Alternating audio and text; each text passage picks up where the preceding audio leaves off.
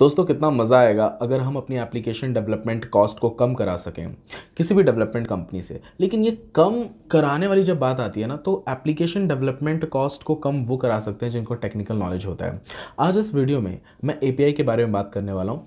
कैसे API application development process को easy बना रही है और आपके डेवलपमेंट कॉस्ट को कम भी कर रही है। ये आज इस वीडियो में मैं बात करने वाला हूँ। सबसे पहले आपको ये समझना पड़ेगा कि एपीआई क्या होता है।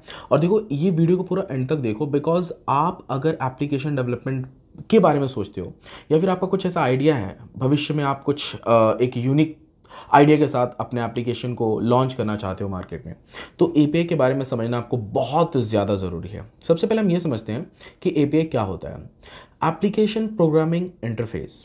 अब देखो दोस्तों, क्या होता है ना कि एक होता है क्लाइंट साइड, यानी जो हम आपको एप्लीकेशन देते हैं। एक होता है सर्वर साइड या फिर बैकएंड कह लीजिए, जो आपको दिख रहा है या फिर जो आप यूज़र को दिखाते हो। ठीक है, एग्जांपल मान चलते हैं, जो एप्लीकेशन यूज़र को दिखता है वो हो गया क्लाइंट साइड, और जो एडमिन पैनल जो हम आपको देते हैं, कंट्रोल पैनल, उस एप्लीकेशन का जो कंट्रोल होता है ना, कंट्रोल पैनल, वो एडमिन पैनल, वो आप मान लीजिए सर्वर साइड। ठीक है, अब एडमिन पैनल और एप्लीकेशन ये दोनों एक दूसरे के बीच में कम्युनिकेट कैसे करते हैं? एपीआई के जरिए। ठीक है, अब मैं आपको और थोड़ा डिटेल में बताता हूँ। जब भी आप कोई एप्लीकेशन बनवाते हैं तो आपको दो चीज़ें मिलती हैं। किसी भी कंपनी से जब आप एप्लीकेशन डेवलप कराएंगे तो एक एप्लीकेशन मिलेगा जो आपने बनाया, जो यूजर्स के लिए बनाया आपने। ठीक है, दूसरा होता है एडमिन पैनल, जो उस एप्लीकेशन को कंट्रोल करता है। ठीक है, वो एडमिन पैनल सिर्फ एप्लीकेशन के ओनर के पास रहता है। ठीक है, अब वो अलग बात है कि उसके नीचे और भी पैनल्स बनते हैं, वेंडर पैनल वगैरह जो भी बने, बट मेन जो मास्टर पैनल होता है वो आपके पास होता है। ठीक है, अब जो आप एप्लीकेशन को कंट्रोल कर रहे हो अपने एडमिन पैनल से,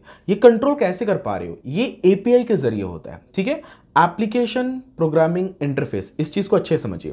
लेकिन एप्लीकेशन प्रोग्रामिंग इंटरफेस यानी कि एपीआई, ये आपके एप्लीकेशन डेवलपमेंट कॉस्ट को कैसे कम करेगी, ये अब मैं बताता हूं। देखो दोस्तों, क्या होता है ना, एपीआई सिर्फ आपके बैकएंड को और आपके जो आपका एप्लीकेशन है इसको कंट्रोल करने के लिए नहीं बनाया गया है।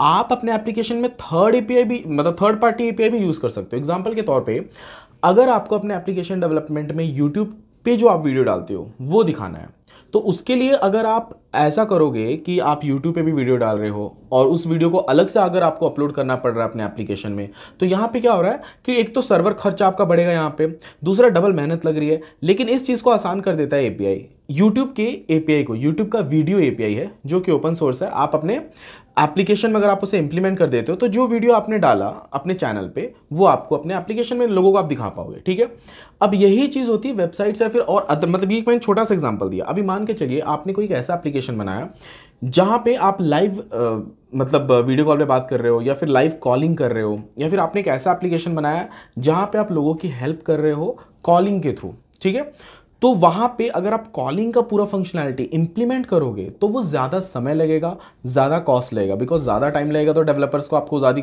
पेमेंट भी देनी पड़ेगी। लेकिन उस चीज़ को और आसान बना देता है एपीआई। आप थर्ड पार्टी एपीआई को यूज करके कॉलिंग वाला, मतलब जिसने एपीआई बनाया है कॉलिंग का, उस एपीआई को यूज करके उनको भले ही आपको मंथली एक स्मॉल अमाउंट पे करना पड़ेगा, बट आपका एप्लीकेशन जल्दी रेडी हो जाएगा, मार्केट में जल्दी लॉन्च कर पाओगे और कम कॉस्ट में बन जाएगा।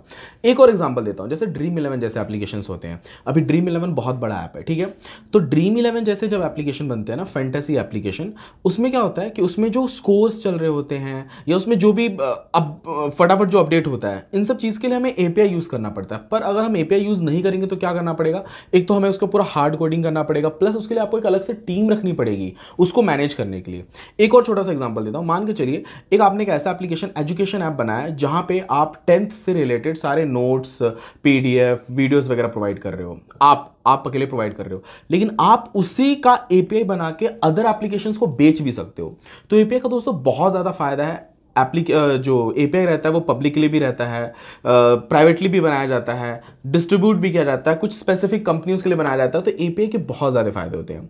आई होप दोस्तों आपको ये एपीआई का जो मतलब है, एप्लीकेशन प्रोग्रामिंग इंटरफेस, ये समझ में आया होगा। और इससे कॉस्ट कैसे कम किया जा सकता है ये भी मैंने आपको बताया कि आप अगर अपने एप्लीकेशन में थर्ड पार्टी एपीआई यूज़ करते हो तो उससे क्या होगा, एक तो एप्लीकेशन डेवलपमेंट का कॉस्ट भी कम आएगा, थर्ड पार्टी का जो आप एपीआई यूज कर रहे हो उसका भले ही आपको मंथली चार्ज कुछ पे करना पड़ता है, अराउंड 4000 5000 जो भी पे करना पड़े, बट कम खर्चे में आपका एप्लीकेशन जल्दी रेडी हो जाता है। प्लस अगर आपका एप्लीकेशन मार्केट में नहीं भी चल रहा है तो आपने उस एप्लीकेशन को बनाने में ज़्यादा खर्चा किया नहीं, इसलिए आप एपीआई का जो अमाउंट पे कर रहे होते हो मंथली वो आप कैंसिल भी कर सकते हो। तो इसके ये इतने सारे फायदे रहते हैं। और अगर आपको एपीआई का मतलब समझ में आएगा तो आप इस वीडियो को लाइक जरूर कीजिएगा। अगर आप मेरे चैनल पर नहीं है तो चैनल को सब्सक्राइब कर लीजिएगा। थैंक यू दोस्तों, मिलते हैं नेक्स्ट वीडियो में।